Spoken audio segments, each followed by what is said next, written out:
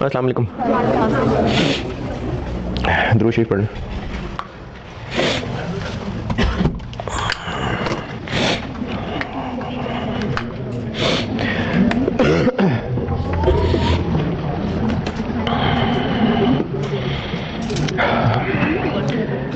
Spring 23 homework कहा था मैंने।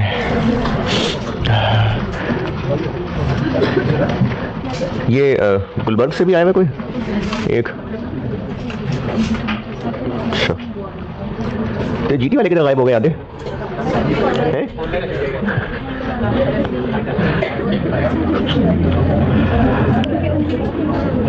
अच्छा, 5 बजे लेक्चर आया तो 5 से लेकर रात तक सुन भी लिया होगा और स्प्रिंग 23 का होमवर्क भी कर लिया होगा।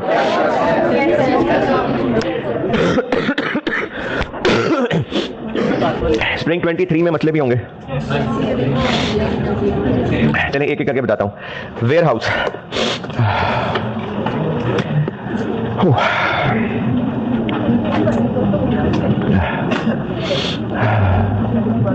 वेयर हाउस पहले ये होती थी इन्वेस्टमेंट प्रॉपर्टी।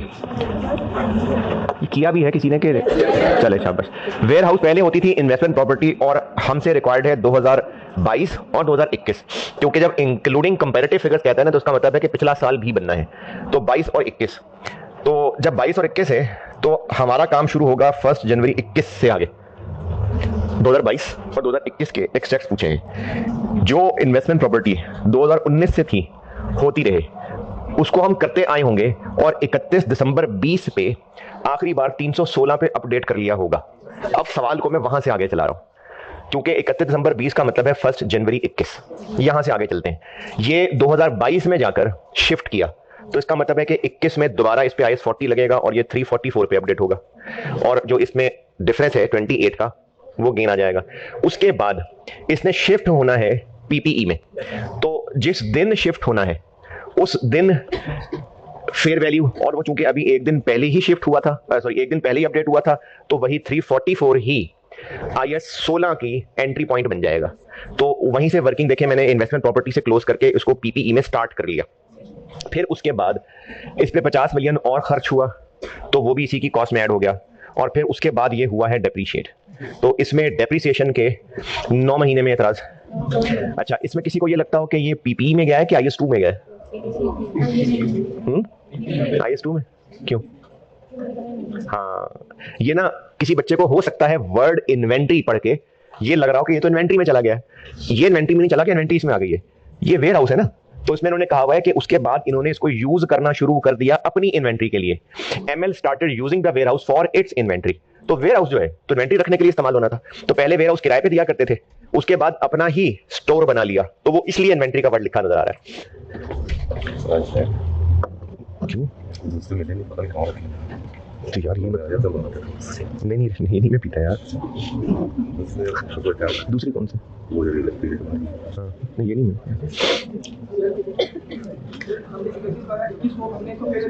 जी। नहीं 1 जनवरी 22 पे ट्रांसफर हो रहा है। वो ट्रांसफर 1 जनवरी 22 को हो रहा है। 1 जनवरी 22 और 31 दिसंबर 21 में फर्क है, इसलिए 31 दिसंबर 21 पे वो इन्वेस्टमेंट प्रॉपर्टी है, 1 जनवरी 22 से PPE बनेगा। और उसके बाद इसको रिवैल्यूएशन मॉडल पे भी लाना है? नहीं, एडिशनल इंफॉर्मेशन में कहा हुआ है कि PPE के लिए कॉस्ट मॉडल फॉलो होता है। तो पॉइंट नंबर 1 वेयर हाउस में किसी का कोई सवाल नहीं।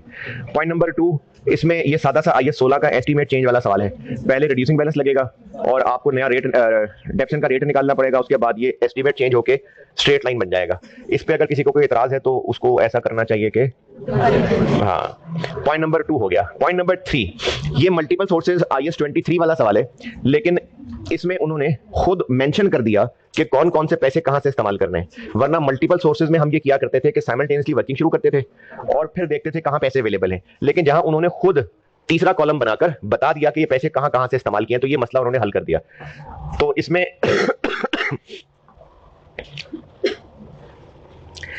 चूंकि 2021 और 22 की SOFP बनानी थी, तो 2021 में वर्किंग को क्लोज करना था। इसमें एक मसला कौन को होता है कि ये 100 मिलियन का स्टैटिक पढ़ना भूल जाते हैं, तो ये जो 100 मिलियन का बिल है इसकी पेमेंट 1 जनवरी को हो रही है, जबकि ये 31 दिसंबर तक काम हो चुका हुआ है। तो इसलिए हमें 21 में इसकी कॉस्ट निकालते हुए शामिल करना था 100 को, तो वर्किंग 3 के अंदर ये 140 और 100 शामिल इसलिए किया हुआ है। इंटरेस्ट की कैलकुलेशन के 7 महीने और इन्वेस्टमेंट इनकम की वर्किंग में बताएं, कुछ पूछना है तो। अच्छा, मैंने तो बताना शुरू कर ही दिया बगैर पूछे। किसी को मसला है सवाल में? अच्छा ठीक है। इसको इन्वेस्टमेंट इनकम की वर्किंग में क्यों नहीं लिखा, या कॉस्ट में क्यों शामिल किया? क्या करना चाहिए था फिर? ठीक है, इसके साथ ना छोटी सी मकड़ी बना के नीचे लिखा हुआ है, the bill from contractor was received in दिसंबर 21। तो कैपिटल वर्क इन प्रोग्रेस कब डेबिट होता है? जब बिल आता है या जब पैसे देते हैं? जब बिल आता है, तो बिल तो आ गया था दिसंबर में,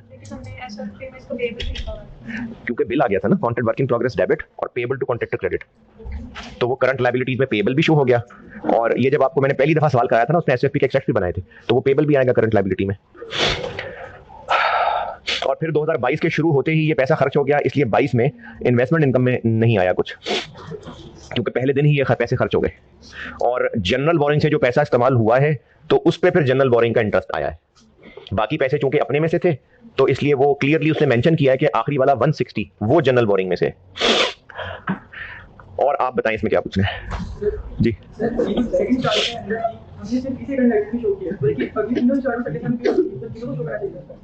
अगले तीनों इंस्टॉलमेंट अगले साल में कैसे पे हो जाएंगे?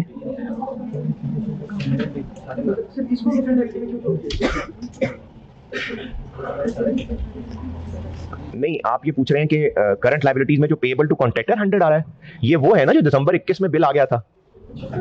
जो टेबल बना हुआ है जिसमें बिल्स हैं, उनके टेबल के नीचे लिखा हुआ है स्टेरिक लगा के सिर्फ उस 100 वाले के साथ कि ये दिसंबर 21 में बिल आ चुका हुआ था, तो इसलिए वो 2021 के पेबल में है, क्योंकि पेमेंट उसकी 22 में हुई है। तो 2022 में कौन सा बिल आया? और इंस्टॉलमेंट किस बात की? यानी इंस्टॉलमेंट क्यों कह रहे हैं आप? मुझे इंस्टॉलमेंट वाली बात नहीं आपकी समझ आई। इंस्टॉलमेंट किस चीज की कह रहे हैं आप? स्प्रिंग जी,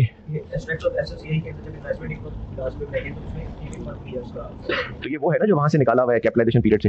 ये वर्किंग 3.1 में ये जो मैंने एक महीना निकाला हुआ है, एक महीना वो है जो शुरू में है 200 पे, और एक महीना वो है जो काम शुरू होने से पहले का मई का महीना निकाला हुआ है जी। इनकम स्टेटमेंट में कौन सा आएगा? जो कैपिटलाइजेशन पीरियड से बाहर है, तो ये बाहर वाला एक महीना है। स्प्रिंग 23 जिन्होंने किया है, और कुछ पूछना है?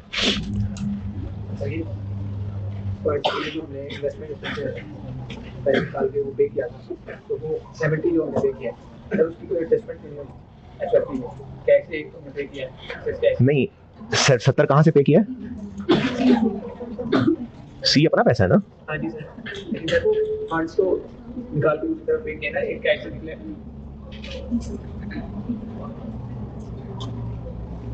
नहीं तो ये मॉर्निंग क्लास में पहले माइक भी बिजनेस कर रही थी, मैं चेंज कर दिया, वो भी चैनल वाला हमारा भी चैनल। तो फिर अब क्या? अब मैं सामने और था जो मुझे कहीं करेक्ट नहीं, तो मुझे अभी आवाज लग रहा है गूंज रही है क्या? तो उसका हल करें ना यार। कौन सी क्लास? नहीं नहीं अभी ना, अभी तो चल रही है क्लास। तो फिर नजर आ रही नहीं, तो ये ऑफ नहीं करना। ये जो बी और सी है ये अपने पैसे हैं, क्योंकि जो पॉइंट नंबर सी है ना, ये वो नहीं है जो ए में सरप्लस फंड संभाल के रखे हुए हैं, ये वो नहीं है। मैं ये कह रहा हूं कि इनकी कोई पैसा भी में इन्वेस्टमेंट नहीं करेंगे, अलग से मतलब ये करंट एसेट्स है, जैसे कैश फ्लो बैंक में आ रहा है, करंट एसेट्स। इनका बैलेंस कितना है नहीं पता ना, तो एसओएफपी में इनका बैलेंस लिखना था ना। एसओएफपी में ट्रांजैक्शंस लिखते हैं कि बैलेंस लिखते हैं? तो बैलेंस कितना है इनका? ऐसे तो अगर इसमें आईएस 23 ना होता और हमने प्लांट खरीदा होता, तो वो भी तो पैसे निकले होते ना। तो क्या वो हम एसओएफपी में कहीं पैसे दिखाते हैं? नहीं, ट्रांजैक्शन थोड़ी एसओएफपी में दिखाते हैं, उसमें तो बैलेंस दिखाते हैं। तो हमें नहीं पता कि जो बी और सी है जो अपने पैसे हैं ये कितने हैं, इसलिए बैलेंस नहीं लिखा इनका। स्प्रिंग 23 में और किसी का सवाल जी?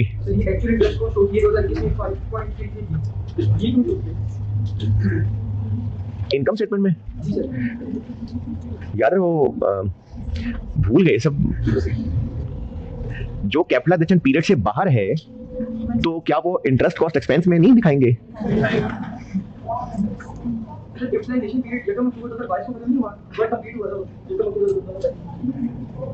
नहीं, तो आप 21 पूछ रहे हैं कि 22 पूछ रहे हैं? तो 22 में क्यों बता रहे हैं कि काम खत्म हुआ था? 21 बताएं पहले।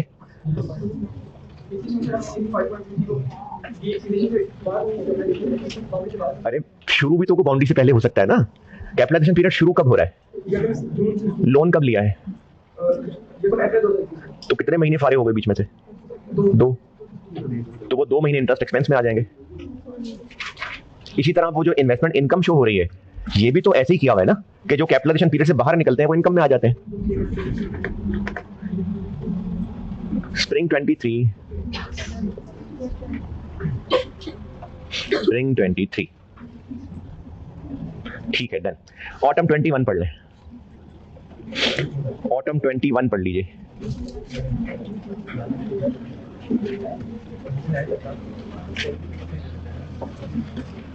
नूर, ये इसका म्यूट का भी तो बटन होता होगा ना? तू किधर है रिमोट? नहीं, इसका रिमोट नहीं है, किसी के पास तो होगा।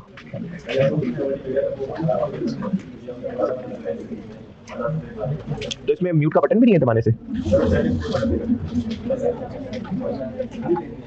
नहीं तो वो आईटी वाला नहीं आया वो, क्योंकि फिर वो बॉस में तो चाहिए होगा ना। ऑटम 21 अटेम्प्ट का सवाल होगा एक, खरगोश के कान वाला।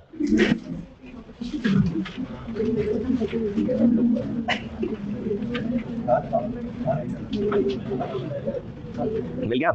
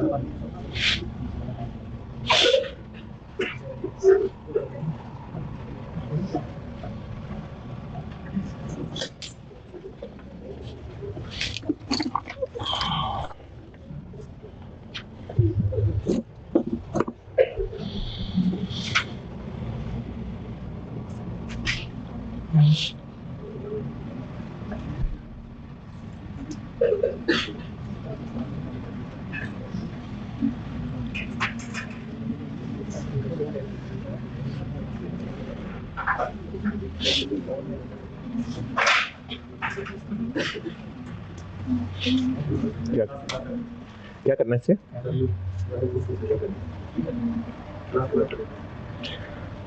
थोड़ा आगे हो जाना यार, किसने कहा वो आखिरी महल में बैठे जाके? नजर आएगा बोर्ड है? अच्छा अब आ जाएगा, पहले स्क्रीन लगाने से पहले नहीं। चलिए क्लास के बाद कर लें।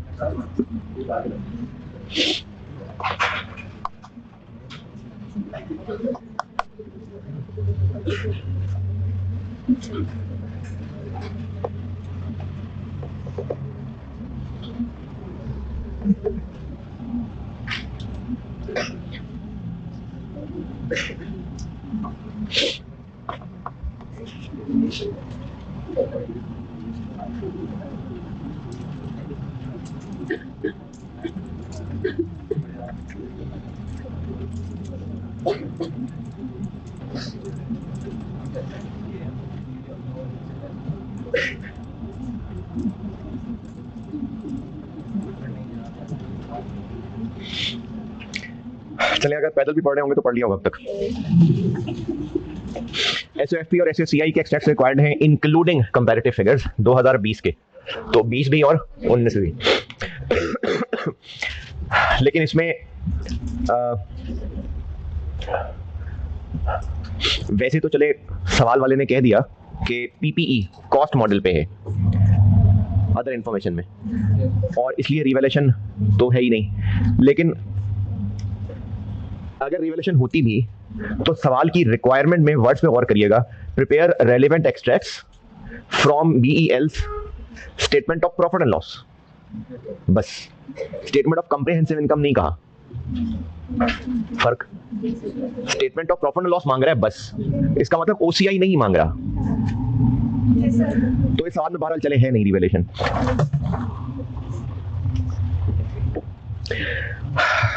और लैंड का डाटा बिल्कुल अलग। फिर इसके अलावा फैक्ट्री बिल्डिंग है जिसमें IS 23 भी आ गया और IS 20 भी आ गया। और IS 23 पढ़ाते हुए एक बात बताई होगी आपको कि चलें सॉल्व करते हुए बताता हूँ, कुछ नहीं। फिर उसके अलावा मैन्युफैक्चरिंग प्लांट है, ये भी गवर्नमेंट ग्रांट आ गई साथ, तो गवर्नमेंट ग्रांट IS 23 और IS 16। चले करते हैं जी सॉल्व, एक एक करके शुरू कर देते हैं। लैंड पे आते हैं पहले। तो सवाल को करने की नसीहत कल ये की थी कि एक्सट्रैक्ट्स ऑफ एसओएफपी और एक्सट्रैक्ट्स ऑफ एसओसीआई तो एक होनी है, लेकिन बाकी सवाल सेपरेट हम सॉल्व कर सकते हैं। तो एक पेज छोड़ के वर्किंग्स, और वर्किंग्स में सारी मेहनत करने के बाद वहां से फिर फिगर समेटी थी, तो वर्किंग्स एक एक करके कर लेते हैं। लैंड के लिए कोई वर्किंग करने की जरूरत, लैंड ने तो एसओएफपी के फेस पे आना है, उसने डेप्रिशिएट तो होना नहीं है। और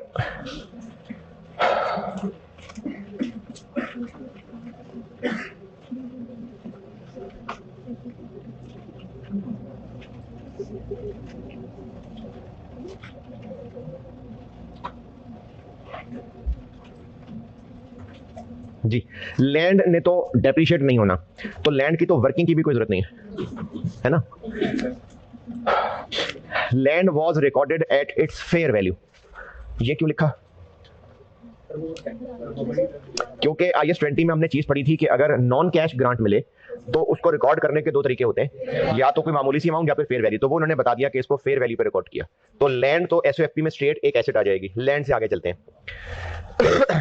बल्कि हाँ, अब लैंड की ग्रांट को तो इनकम बनाना है ना, उसको इनकम कैसे बनाए? क्योंकि बिल्डिंग भी इसी लैंड पे ही कंस्ट्रक्ट होनी है, क्योंकि लैंड मिली है subject to the condition that BEL will establish a factory building.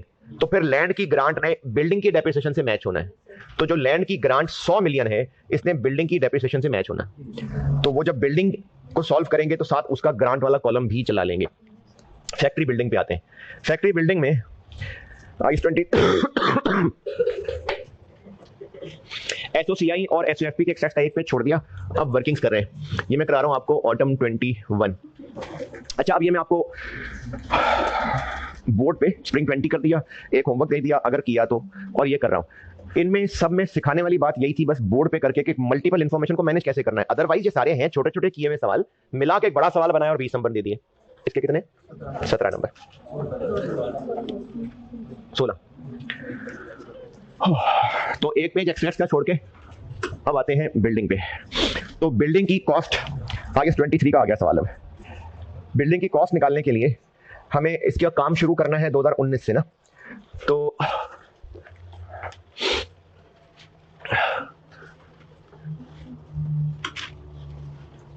$2019 के लिए कंस्ट्रक्शन कॉस्ट में वो बिल शामिल होंगे जो 2019 के हैं। तो उनमें एक मार्च 19 वाला और एक अगस्त 19 वाला, दो 130 और 190।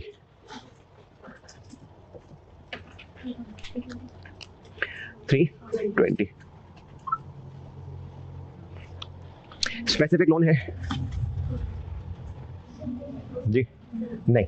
Withdrawals from the following running finance facilities तो जनरल है, और दो हैं तो फिर कैपिटलाइजेशन रेट भी निकलेगा। लेकिन दूसरा वाला आया है 2020 में, 19 में एक ही था। ये आपको बैंक बी के नीचे 1 जनवरी 20 लिखा नजर आ रहा है, तो इसका मतलब है दूसरा रनिंग फाइनेंस तो लिया ही 2020 में, तो 2019 में एक ही था। इसलिए 19 का सवाल सॉल्व करते हुए कैपिटलाइजेशन रेट यही 12%, 20 का सवाल करते हुए एवरेज निकालना पड़ेगा। तो स्पेसिफिक लोन नहीं है, जनरल बोरिंग वाला इंटरेस्ट कॉस्ट की वर्किंग, और ये कर लेंगे हम वर्किंग 2 में करते हैं। फिर इसके अलावा इन्वेस्टमेंट इनकम है, करूं लेस उसमें से, क्यों नहीं? क्योंकि स्पेसिफिक लोन के बचे हुए पैसे हो तो इन्वेस्टमेंट इनकम यहां से लेस होती है। ये फिर कहां से इन्वेस्टमेंट इनकम आ गई इधर? ये ग्रांट के पैसे उन्होंने कहा है कि लाके यहां रखे हैं, तो इसको हमने यहां से लेस नहीं करना। इन्वेस्टमेंट इनकम सिर्फ वो लेस होती है जो स्पेसिफिक लोन के बचे हुए पैसे रखे हो, तो स्पेसिफिक लोन तो इसमें है ही नहीं, इसलिए इन्वेस्टमेंट इनकम लेस नहीं होनी। चलिए ये वर्किंग 2 करता हूं तो उसमें निकाल लेते हैं। 2019 जब एंड हुआ होगा तो ये इसकी कॉस्ट 2019 की बन गई होगी। फिर उसके बाद 2020 शुरू हुआ,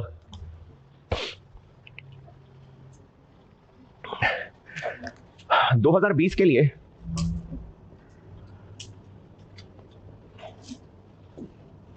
ये मैं यहां शुरू कर दूंगा, और फिर 2020 में मजीद कितना काम हुआ? एक बिल आया 180 का और एक बिल आया 100 का।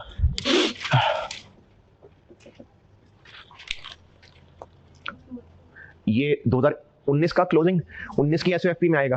फिर 20 को मैं इसी से आगे चलूंगा। फिर इसके अलावा 20 में यही जनरल बोरोइंग की इंटरेस्ट कॉस्ट की वर्किंग, और फिर 20 में हो गई बिल्डिंग मुकम्मल, तो फिर इसकी कॉस्ट हो जाएगी यहां कंप्लीट। गवर्नमेंट ग्रांट के लिए सबसे आखिर में लिखा हुआ है, नहीं कहां नहीं लिया, यहां से लेस क्यों नहीं किया? क्योंकि सबसे आखिर में लिखा हुआ है second bullet point, all government grants method 2 follow करते हैं। अदर इंफॉर्मेशन में देखो आखिर में, तो इसका मतलब मेथड 2 फॉलो होता है ना। यहां से तो लब लेस करते हैं कि मेथड 1 फॉलो होता। आप कौन सी वाली ग्रांट की बात कर रही हैं? ये जो फैक्ट्री बिल्डिंग की हेडिंग में 0.1 200 मिलियन लिखा है, इसकी बात करें ना, तो मेथड 2 फॉलो हो रहा है ना। नहीं, सबसे आखिर में other information, second bullet point, all government grants, तो फिर ऑल गवर्नमेंट ग्रांट में 200 वाली ग्रांट भी आ गई।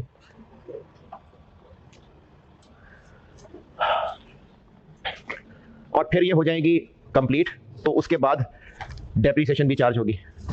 तो फिर एक बार पहले कॉस्ट निकाल लें तो फिर डेप्रिसिएशन पे भी आ जाते हैं। वर्किंग 2 जनरल बोरिंग की वर्किंग करने लगा हूं मैं, इंटरेस्ट कॉस्ट वाली। Debt, cash flow, IAS 23 general borrowing, cash flow, balance है ना, बैलेंस है ना, cumulative cash flow, average cumulative cash flow ना, है ना, नहीं, मंथ, फिर ईयर, इंटरेस्ट। 2019 का सवाल सॉल्व करते हुए कैपिटलाइजेशन रेट बस सिर्फ वही था जो बैंक ए का इंटरेस्ट था। तो पहला कैश फ्लो कब हुआ? कैश फ्लो बिल की डेट है ये या पेमेंट की डेट है? पेमेंट की डेट है, उन्होंने हेडिंग में लिखा हुआ है कि ये पेमेंट डेट है। तो 1 मई को हुई पेमेंट 130 की, 1 मार्च सॉरी, 1 मार्च को पेमेंट हुई है, और 1 मार्च 19 1 कितने 30। फिर उसके बाद 1 अगस्त 19,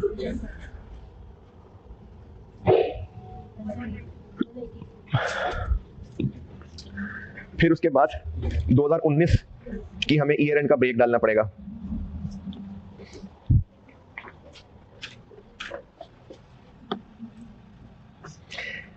नहीं ना, गड़बड़ हो गई ना, मल्टीपल सोर्सेज है ना यार,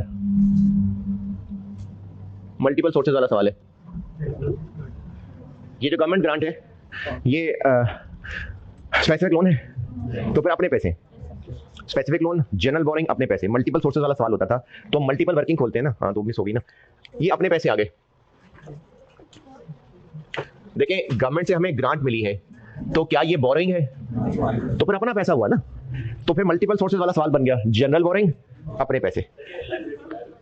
लाइबिलिटी नहीं है सच, वो ये होती है कि इनकम अभी नहीं बनाई, डेफर्ड इनकम, तो उसको शो हम लाइबिलिटीज में करते हैं, वरना वो लाइबिलिटी इसलिए नहीं होती कि पैसे देने हैं। सारी की सारी इनकम नहीं बनाई होती तो उसको फिर एडवांस इनकम के तौर पे रखते हैं, वरना वो लाइबिलिटी लोन के तौर पे लाइबिलिटी नहीं है।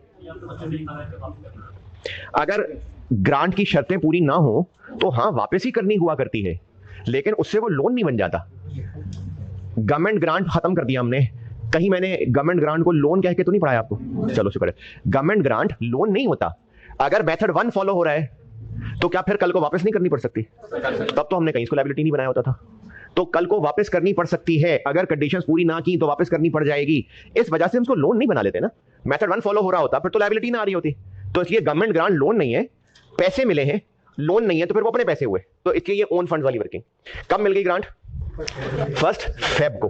तो जब 1 फेब को मिल गई तो ये हमारे अपने पैसे हो गए 1 फेब को। कितनी मिली है? 200।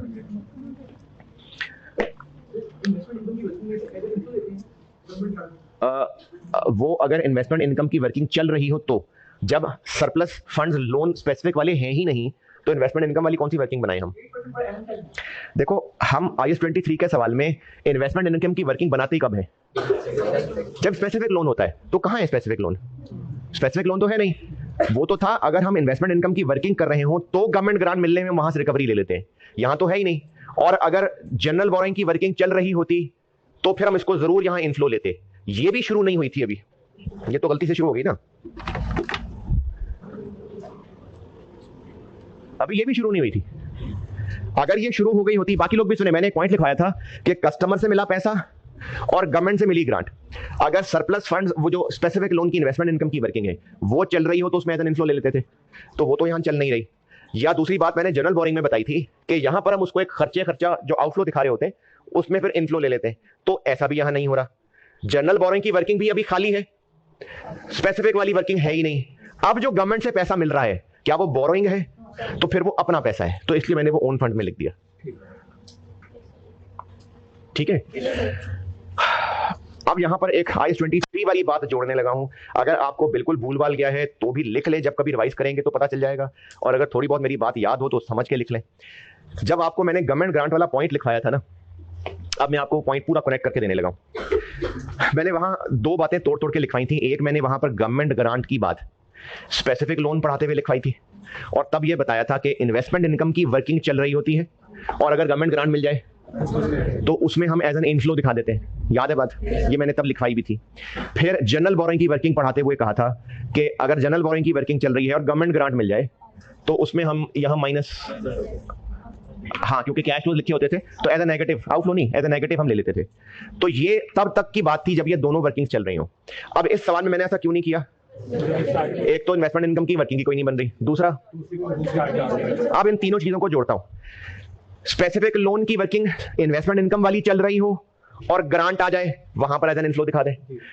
नहीं, जनरल बोरिंग की वर्किंग चल रही है, वहां गवर्नमेंट ग्रांट के पैसे आ जाए, उसको एज ए नेगेटिव दिखा दे। कोई वर्किंग नहीं चल रही, गवर्नमेंट ग्रांट के पैसे आ जाए, ओन फंड दिखा दे। स्पेसिफिक लोन की वर्किंग चल रही थी, इतनी ज्यादा ग्रांट आ गई कि लोन से भी ज्यादा पैसे मिल गए। इस सवाल में नहीं है, वैसे बता रहा हूं। इन्वेस्टमेंट इनकम की वर्किंग चल रही होती और पहले दिन लोन आया होता 150 मिलियन, फिर 30 खर्च हो गया होता, फिर 40 खर्च हो गया होता और ये बैलेंस 120, 80 रह गया होता। 200 की ग्रांट मिल जाती तो ये वर्किंग क्यों बन रही होती है? स्पेसिफिक लोन के बचे हुए पैसों की। अब अगर 200 की ग्रांट मिल जाती और मैं यहां 200 को इनफ्लो दिखा दूं तो 150 के स्पेसिफिक लोन में से बचे हुए पैसे 280 हो गए। तो फिर इसको हम ऐसे करते कि मैं इस वर्किंग में सिर्फ 70 लाता और बाकी 130 ओन फंड्स में ले जाता।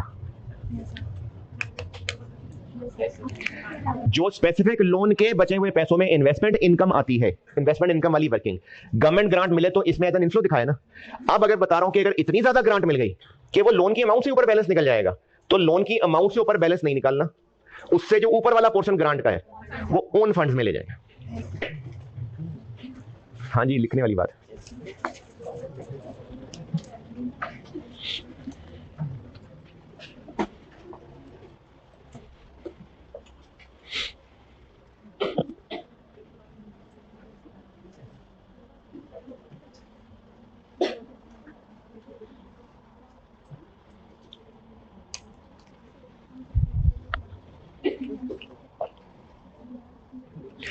चले, ये थोड़ी और सुन ले फिर लिख लेना। वर्किंग 2 चल रही होती है ये और जनरल बोरिंग से 20 खर्च हुआ होता क्यूमुलेटिव 20, फिर 60 खर्च हुआ होता क्यूमुलेटिव 80, फिर 40 खर्च हुआ होता क्यूमुलेटिव 120। गवर्नमेंट ग्रांट मिले तो क्या करते हैं, यहां माइनस कर देते हैं। गवर्नमेंट ग्रांट 200 मिल जाती तो क्यूमुलेटिव कैश फ्लो -80 लिख देते, फिर और बाकी 80 ओन फंड्स में ले जाते। अब फिर से बताता हूं, गवर्नमेंट ग्रांट या कस्टमर के पैसे मिले, गवर्नमेंट ग्रांट या कस्टमर के पैसे, और स्पेसिफिक लोन वाली वर्किंग चल रही है, इन्वेस्टमेंट इनकम वाली, तो वहां पर एज एन इनफ्लो लेते हैं, ये लिखी हुई बात है। लेकिन अगर स्पेसिफिक लोन की अमाउंट से ऊपर निकलने लगे वो बैलेंस, तो जो ऊपर वाला है वो ओन फंड में ले जाए। जनरल बोरिंग में गवर्नमेंट ग्रांट या कस्टमर से पैसा मिल रहा है तो क्या करना है, यहां पर एज ए नेगेटिव लिखना है। लेकिन अगर इस क्यूमुलेटिव से ज्यादा जाने लगे तो ऊपर वाला पैसा ओन फंड में ले जाए।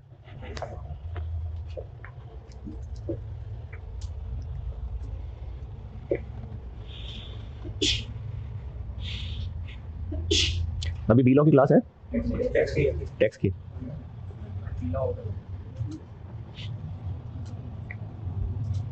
ठीक है, पढ़ना चाहिए टैक्स, अच्छी बात। चलिए, जिनकी टैक्स की क्लास हो वो बेटे जाना, वो अच्छी बात नहीं है, चले जाना, मैंने शेयर पे कराई देना लेक्चर। ये तो मैं सवाल पूरा कर रहा हूँ, जिनकी क्लास हो वो जरूर चले जाइएगा।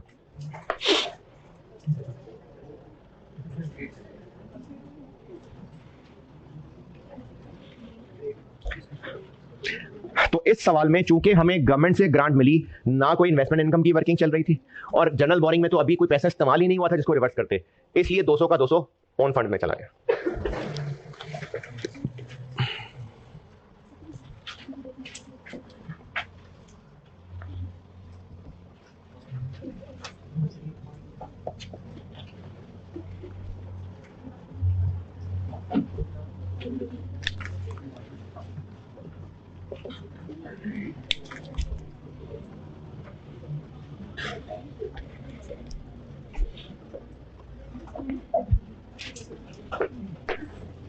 तो पहली पेमेंट 1 मार्च को अपने पैसों से पूरी हो गई, दूसरी पेमेंट 190 की 70 यहां से पूरा हो गया, बाकी यहां से।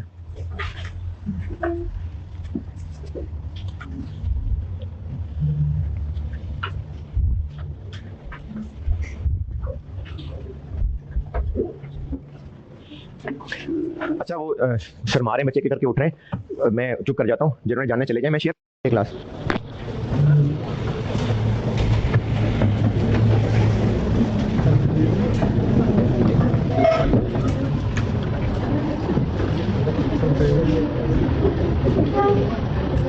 अच्छा, कोई बैठा भी होगा, सारी उठने लगे। अच्छा, लेकिन कैसी क्लास नहीं है आपकी?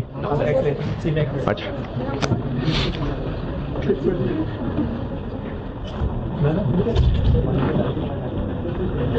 1 मार्च वाली पेमेंट इनमें से हो गई, 1 अगस्त वाली 70 यहां से हो गया, बाकी के लिए यहां जनरल बोरिंग में आना पड़ा, अपने पैसे खत्म हो गए। 31 दिसंबर 19 ईयर एंड डिवाइडर आ गया। अच्छा, ये जो अब मिक्स क्वेश्चंस करा रहा हूं ना, इनमें सबसे बड़ी मुश्किल बच्चों को ये आती है कि IAS 23 भूल गए होते हैं, जो भूल गए होते हैं। चले,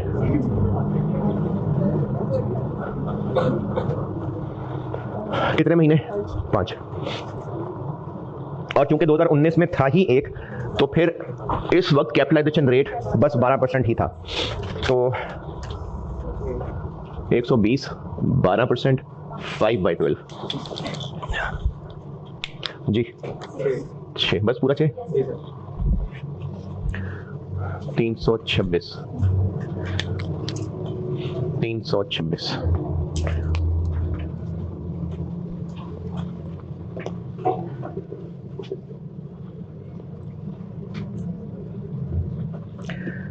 अगला बिल 1 जनवरी को पे हो गया, तो ये पैसे तो खत्म हो गए हुए, 180। अगला बिल 1 जुलाई, उससे पहले कंस्ट्रक्शन कंप्लीट हो गई। अगले बिल की पेमेंट होने से पहले पहले कंस्ट्रक्शन खत्म हो गई, तो इसलिए अगले बिल की वहां लिखने की जरूरत ही नहीं। फैक्ट्री बिल्डिंग की हेडिंग के नीचे वाली लाइन में लिखा हुआ है construction work was completed on 30 जून 20, तो 30 जून 20 पे हमारी वर्किंग का लग गया फुल स्टॉप।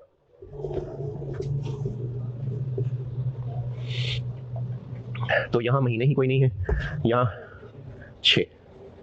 लेकिन अब 2 रनिंग फाइनेंस थे, तो फिर हमें कैपिटलाइजेशन रेट निकालना पड़ेगा, और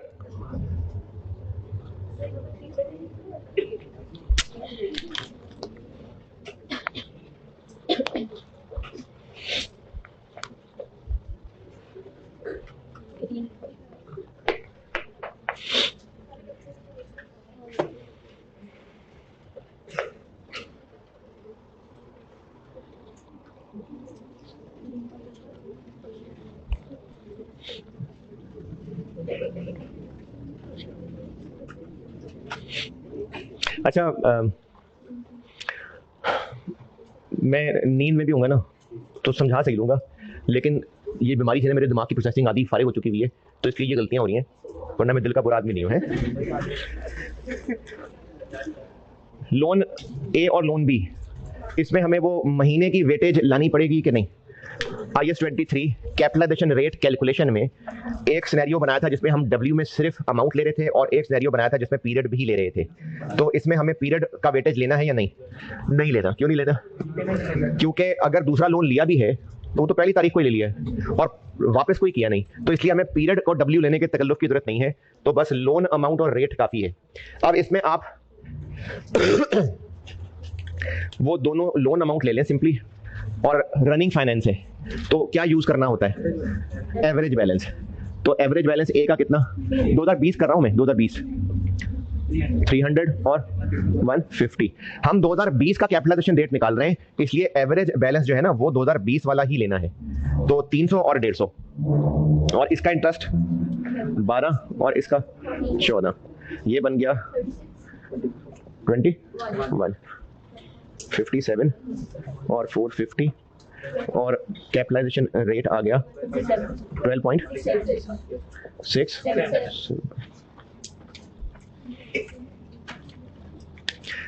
तो इस 300 मिलियन पे 12.67%, वर्किंग 2.1, 6 महीने 19.01, और इसको आप 19 भी लिख सकते हैं।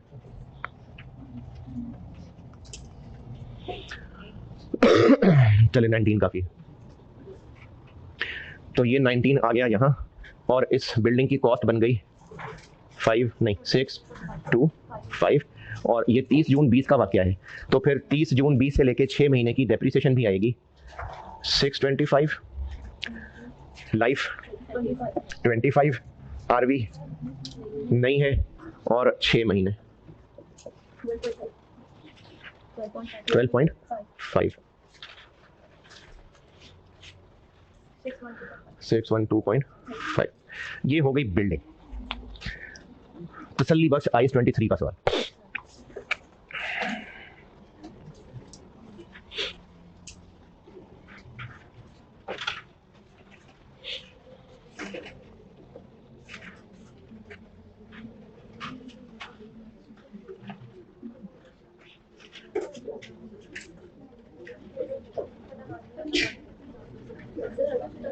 जी होनी है, बस खत्म करता हूँ सवाल।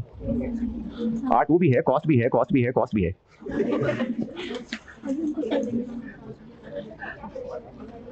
तीन कॉस्ट है ना, कॉस्ट आज 3 है? कॉस्ट 3 है।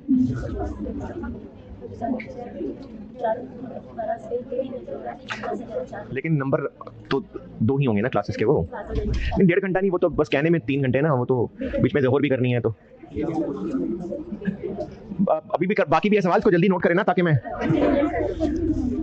वर्किंग 1, वर्किंग 2, वर्किंग 3, ये मैंने किया है। बिल्डिंग वाली हेडिंग सारी कंप्लीट, लैंड को सिर्फ बैलेंस शीट में लिखना है, बिल्डिंग की सारी चीज कंप्लीट हो गई। 2 चीजें रहती हैं, एक लैंड वाली ग्रांट और एक बिल्डिंग वाली ग्रांट, इनको इनकम बनाना है। तो मैन्युफैक्चरिंग प्लांट की भी ग्रांट है या नहीं है? है। तो उसकी ग्रांट को भी इनकम बनाना है कि नहीं? नहीं बनाना। अच्छा चले पहले इसको फारिग करूं। चूंकि लैंड भी और बिल्डिंग की ग्रांट को भी इस बिल्डिंग के डेप्रिसिएशन से ही मैच करवाना है, तो उन दोनों की ग्रांट को कर देता हूं मैं सॉल्व। वो ग्रांट जो लैंड एंड बिल्डिंग की है, चूंकि दोनों ने बिल्डिंग की डेप्रिसिएशन से मैच होना है तो इसलिए मैं दोनों को इकट्ठे कर देता हूं। दोनों की ग्रांट है ना, एक लैंड इटसेल्फ ग्रांट की शक्ल में मिली थी और एक बिल्डिंग के लिए 200 मिलियन की ग्रांट मिली थी, तो टोटल 300 मिलियन हो गया। और लैंड कब मिली थी? लैंड कब मिली थी? 2019 में, और तभी ये बिल्डिंग की ग्रांट भी मिली थी। तो इनिशियली 101 और 201 300 मिलियन की ग्रांट मिली। 2019 में कितनी इनकम बनाए? अच्छा, ये 300 की अमाउंट ना समझ आई हो किसी को। 100 मिलियन लैंड और 200 मिलियन ये। अच्छा है क्या? 100 million land debit government grant credit और 200 मिलियन कैश डेबिट और गवर्नमेंट ग्रांट क्रेडिट, तो 300 मिलियन हो गया। मिला इसलिए लिया क्योंकि इन दोनों को इनकम बनाने के लिए बिल्डिंग की डेप्रिसिएशन से मैच कराना है, इसलिए मैंने 300 मिलियन कर दिया। 19 में कितनी इनकम बनाए? क्यों नहीं? क्योंकि डेप्रिसिएशन से मैच करवाना है। तो 2019 में कोई इनकम नहीं है और 2020 में 6 महीने की इनकम, ये 6 महीने, तो 300 डिवाइडेड बाय 25 इंटू 6 महीने जी, 6 294। और चूंकि SOFP बनानी है तो 2021 भी बना देता हूं, 300 डिवाइडेड बाय 25 12 282।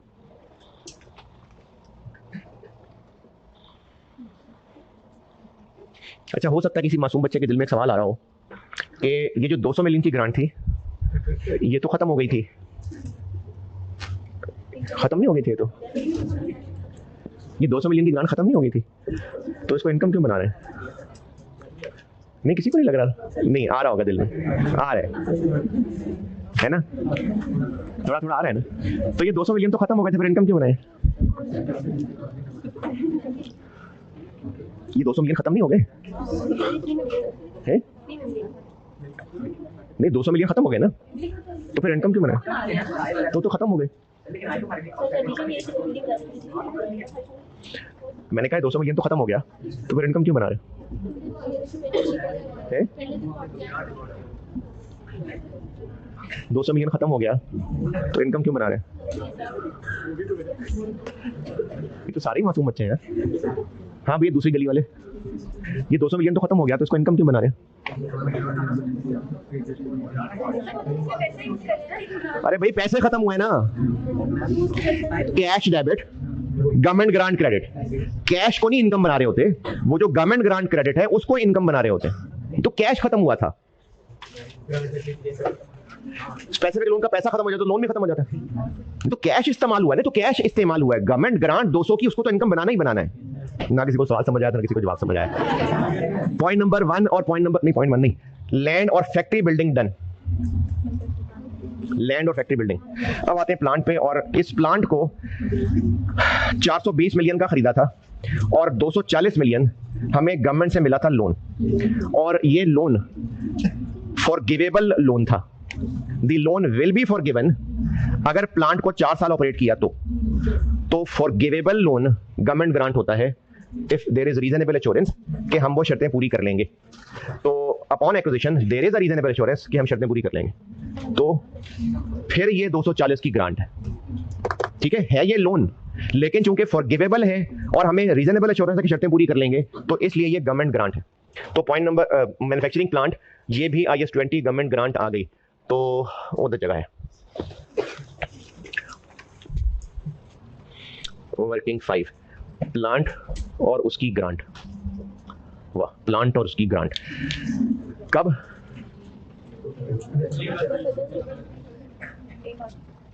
प्लांट कितने का, ग्रांट कितने की? 31 दिसंबर क्या बताया, सॉरी कब है? 1 अगस्त 20 ना, तो 1 अगस्त 20 को डेप्रिशिएट भी कर लेते हैं और उसको इनकम भी बना लेते हैं। कितने महीने?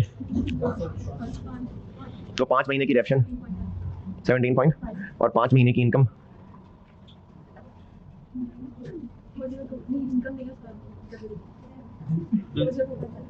पॉइंट।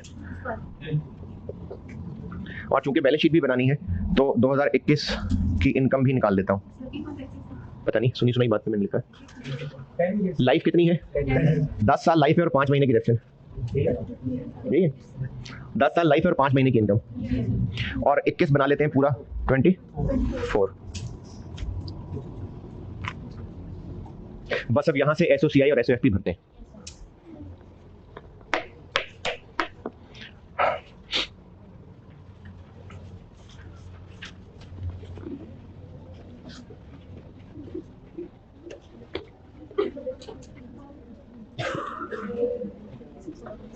और आपका होमवर्क है यही सवाल,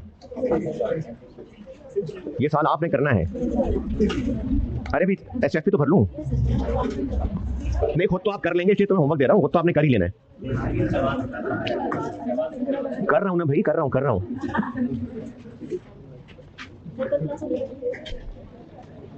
मंडे को मैं ना इसके डिस्क्लोजर्स बता के और डिस्क्लोजर का एक सवाल करा दूंगा, बस फिर ये बहुत है, तो फिर अगला टॉपिक शुरू करेंगे।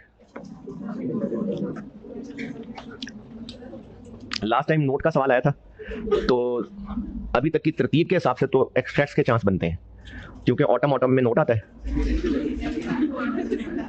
लेकिन ये कोई पक्की तरतीब नहीं है। क्या जी? नहीं, इजी डिफिकल्ट का नहीं कह सकते। अच्छा, नहीं जरूरी नहीं है। आपकी दफा क्या स्कीम चेंज हो जाए, क्या मतलब? नहीं, ये तो मैंने वैसे ही अपना अंदाजा बताया कि अगली दफा एक्सट्रैक्ट के चांस है, लेकिन नोट भी आ सकता है। Disclosure, note disclosure.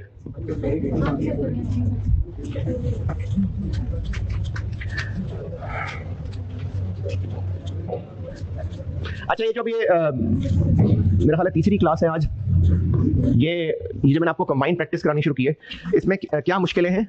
भूली हुई चीजें, ये मुश्किल है। फिर भूली हुई है, मेरा ख्याल है भूली हुई है, इसलिए मुश्किल है। अगर अच्छी तरह तैयारी करके जाएंगे तो फिर ये मल्टीपल सवाल इकट्ठे हैं, और आसानी ये भी है कि आप अलग अलग सॉल्व करें ना, मिला के सॉल्व भी नहीं कर रहे। ठीक है, एक्सट्रैक्ट्स ऑफ इनकम स्टेटमेंट 2019 नहीं 2020 2019। चले वर्किंग 1 से लेके वर्किंग 5 तक बताएं इनकम स्टेटमेंट की क्या क्या चीजें। डेप्रिसिएशन है, तो एक तो डेप्रिसिएशन है बिल्डिंग की, वर्किंग 1। 19 में कोई नहीं थी, 20 में है 12.5।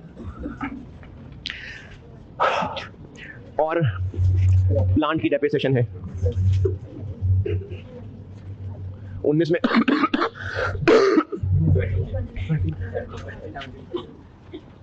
और वर्किंग 1 से लेके वर्किंग 5 तक। और इनकम स्टेटमेंट की चीज ग्रांट इनकम।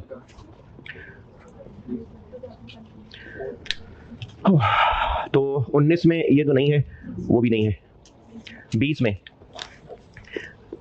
10 एक है और 6 एक है, तो 16 की आ गई इनकम। और पांचों वर्किंग में इनकम स्टेटमेंट की कोई चीज,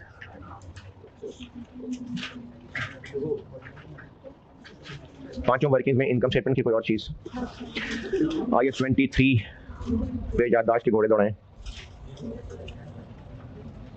IAS 23 IAS 23 इनकम स्टेटमेंट के एक्सट्रैक्ट्स में इंटरेस्ट एक्सपेंस और इंटरेस्ट इनकम आया करते थे, जो कैपिटलाइजेशन पीरियड से बाहर की चीज थी। तो फिर आपको यहाँ डाटा अवेलेबल है जिससे हम ये काम कर सकते हैं। इंटरेस्ट एक्सपेंस निकालता हूं, मैंने आपको जनरल बोरिंग में भी इनकम स्टेटमेंट के एक्सट्रैक्ट्स कराए हुए थे। तो जनरल बोरिंग के सवाल में इनकम स्टेटमेंट का इंटरेस्ट आया करता है जो पूरे साल का इंटरेस्ट बनता है, सवाल में दिया हुआ है, मार्कअप इंटरेस्ट ही है। सवाल में देखें बैंक ए बैंक बी के टेबल को, 2019 में इंटरेस्ट 20, मार्कअप इंटरेस्ट ही है कितना 22, इसमें से 6 कैपिटलाइज किया था, तो बाकी एक्सपेंस में आएगा। और 2020 देखिए 36 एक है, 21 एक है, और कैपिटलाइज किया 19, तो बाकी एक्सपेंस में आएगा 38। ये जनरल बोरिंग में इनकम स्टेटमेंट के एक्सट्रैक्ट्स में सिखाया था कि जो फॉर द ईयर इंटरेस्ट बनता है वो माइनस जितना कैपिटलाइज किया। तो ये आपको टेबल में फिगर्स नजर आएंगी। इन दोनों रनिंग फाइनेंस के ऊपर जो इंटरेस्ट बनते हैं वो दिए हुए हैं, माइनस कर दिया जो हमने कैपिटलाइज किए हुए हैं, तो फिर हम लोग एवरेज बैलेंस के ऊपर पूरे साल वाला रेट लगा लेते हैं जी। FR 1 पढ़ना दोबारा, तो फिर मुंडी बार। हाँ जी, दोबारा क्या? जनरल बोरिंग में interest total for the year minus जितना कैपिटलाइज किया है, तो बाकी एक्सपेंस बनता है। तो आपको ये जो रनिंग फाइनेंस वाले टेबल दिए हैं ना, इनमें 2019 और 2020 इंटरेस्ट एक्सपेंस की इंटरेस्ट की फिगर बताई है मार्कअप के नाम से। ये मैंने आपको IS-23 में मार्कअप का नाम बताया है ना। हाँ, तो ये इंटरेस्ट ही होता है, ये मार्कअप मार्जिन वाला मार्कअप नहीं है, ये भी इंटरेस्ट ही का एक नाम है मार्कअप। तो जनरल बोरिंग का सवाल हो तो उसमें इनकम स्टेटमेंट की फिगर बनती है interest total for the year minus जितना कैपिटलाइज किया, वो एक्सपेंस में जाता है। या IS-23 रिवाइज करेंगे, इसमें बताई हुई ये बात। इन्वेस्टमेंट इनकम है कोई? हाँ है, हमने यहां माइनस नहीं की थी, क्यों? क्योंकि स्पेसिफिक लोन वाली यहां से माइनस करते हैं, तो वैसे तो है ना इन्वेस्टमेंट इनकम, तो जब यहां पर माइनस नहीं कर रहे तो वो किधर जाएगी? फिर इधर आएगी। कितनी है, कहां है? ग्रांट वाले पॉइंट नंबर 1 में लिखा हुआ है बिल्डिंग में कि जो ग्रांट के 200 मिलियन मिले थे वो हमने रख दिए थे एक 8% इनकम वाले अकाउंट में। तो ये 200 मिलियन रहा 1 महीना, और फिर 70 मिलियन रहा 5 महीना। 200 मिलियन 8% 2 महीने, 70 मिलियन 8% 5 महीने। गलत है? एक माजरत भी है, दिमाग इस तक मेरा पूरी फॉर्म में नहीं है अभी। ये इन्वेस्टमेंट इनकम यहाँ क्यों नहीं लेस की थी? क्योंकि स्पेसिफिक लोन होता तो उसकी इन्वेस्टमेंट इनकम यहाँ से लेस करते। 19 में 20 में 19 में 3.67।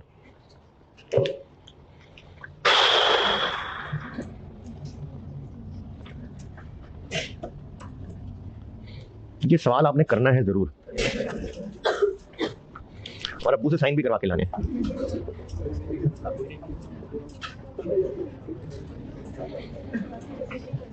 HFP में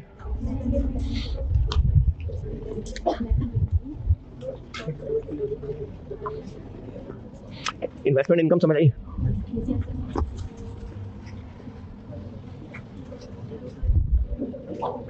नॉन करंट एसेट्स जी, वर्किंग 1 से वर्किंग 5 तक। लैंड है, लैंड तो 2019 और 2020 दोनों में 100 आ जाएगी। बिल्डिंग वो वर्किंग 1 में आ रही है, क्योंकि ये 2019 में कैपिटल वर्क इन प्रोग्रेस था ना, तो हम पेपर मार्कर को दोनों नाम बता देते हैं। 2019 में तो ये बिल्डिंग ही नहीं थी, कैपिटल वर्क इन प्रोग्रेस था, तो इसलिए slash capital work in progress. 19 में थी 326 और 20 में हो गई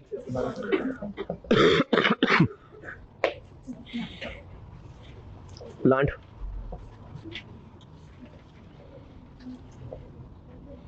402.5। वर्किंग्स में सब सॉल्व है, वहां से देख के लिखा। और लास्ट गवर्नमेंट ग्रांट और लोन, नॉन करंट लायबिलिटीज और करंट लायबिलिटीज। तो एक तो आ गई गवर्नमेंट ग्रांट, और इसके अलावा जनरल बोरिंग में बताया था कि अगर आपको ओवरड्राफ्ट का ईयर एंड बैलेंस दिया हो और SOFP के एक्सट्रैक्ट्स रिक्वायर्ड हो तो उसमें फिर वो ईयर एंड बैलेंस आता है। तो दिया हुआ ईयर एंड बैलेंस के नहीं। अच्छा चलिए पहले छोड़िए, दफा करें, गवर्नमेंट ग्रांट तो लिखे ना। गवर्नमेंट ग्रांट जब 2019 का सवाल सॉल्व कर रहे होंगे तो ये 300 थी, और हमें तब पता था कि अगले साल कितनी इनकम बननी है। जब 2019 का सवाल सॉल्व कर रहे थे तो ये ग्रांट थी। क्या हमें तब पता था कि 2020 में ये कब बिल्डिंग कंप्लीट होगी, कितने महीने की इनकम बनेगी? नहीं ना, इसलिए हम 2019 की बैलेंस शीट में इसको करंट नॉन करंट नहीं तोड़ सकते। अभी तो पूरा सवाल करते हुए पता है ना, 19 में थोड़ी पता था, तो 19 में ये नॉन करंट में ही आएगी। जब 19 ईयर एंड हुआ था तो तब ये बात नहीं पता थी कि कंस्ट्रक्शन 6 महीने में खत्म हो जाएगी। उस वक्त हम इसको नहीं तोड़ सकते थे, इसलिए जी सवाल में तो पता है, लेकिन उस वक्त 2019 में रहते हुए, और ये मैंने शायद ऑटम 23 का सवाल किया था परसों बोर्ड पे सॉल्व, परसों तरसों, तो उसमें भी रीपेमेंट आ रही थी ग्रांट की। तो सवाल में तो पता थी रीपेमेंट, लेकिन पिछला साल सॉल्व करते हुए तो रीपेमेंट नहीं पता थी। तो तब हमने करंट नॉन करंट वो 32 के हिसाब से ही तोड़ा था। अगर फिगर में 32 बोल रहा हूं तो है 3264 मेरा ख्याल में। तब हमें पिछले साल सॉल्व करते हुए थोड़ी पता था रीपेमेंट हो जानी है, तो तब करंट नॉन करंट उस हिसाब से तोड़ा था। तो इसी तरह सवाल में बेशक पता है कि 20 में कंस्ट्रक्शन पूरी हो गई है, लेकिन 2019 जब हो रहा था तो क्या उस वक्त पता था कि कंस्ट्रक्शन 6 महीने में पूरी हो जाएगी? नहीं। तो इसलिए इसको करंट नॉन करंट नहीं तोड़ सकते। अब 2020 सॉल्व करते हुए ये करंट, ये नॉन करंट, तो 2020 सॉल्व करते हुए वर्किंग 4 वाला नॉन करंट कितना 282 और वर्किंग 5 वाला नॉन करंट 206 ये, और करंट लायबिलिटी वर्किंग 4 वाला करंट 12 और वर्किंग 5 वाला करंट 24। क्या हुआ? ये वाला 206 ना, वो और ग्रांट है, ये और है, वो लैंड बिल्डिंग की है, ये प्लांट की है। तो ये दोनों का नॉन करंट पोर्शन और ये दोनों का करंट पोर्शन। नॉन करंट बन गया 488 और ये 36, और दोनों रनिंग फाइनेंस का क्लोजिंग बैलेंस दिया हुआ है सवाल में। बैलेंस 31 दिसंबर 19 और 20 का दिया हुआ है ना, तो वो एसओएफपी के एक्सट्रैक्ट्स के लिए दिया हुआ है। तो 19 के एंड पे 250 और 20 के एंड पे दोनों को मिला ले जी, ये थे जी 16 नंबर।